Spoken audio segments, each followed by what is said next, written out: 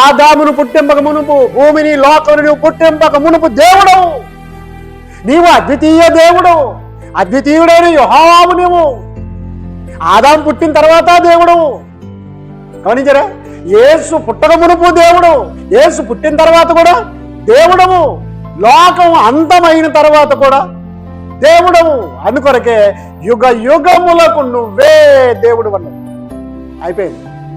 మరొకడు అవతలు లేడు, మరొకడు యువతలు లేడు. గమనించరా?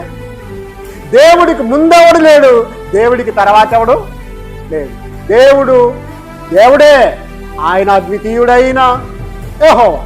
అద్వితీయుడైన ఇద్దరు ముగ్గురు యెహోవాలు ఉన్నారా? మత్తయిలు ఇద్దరు ముగ్గురు ఉండొచ్చు. ఒకవేళ రాజని పేరు పెట్టుకున్న వాళ్ళు ఊరిలో 99 మంది ఉండొచ్చు. అవునండి.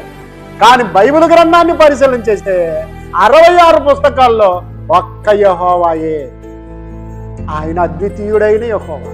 ఆయన అద్వితీయుడైన దేవుడు ఎలా ఉంటాడు అంటే ఆయన అద్వితీయుడు.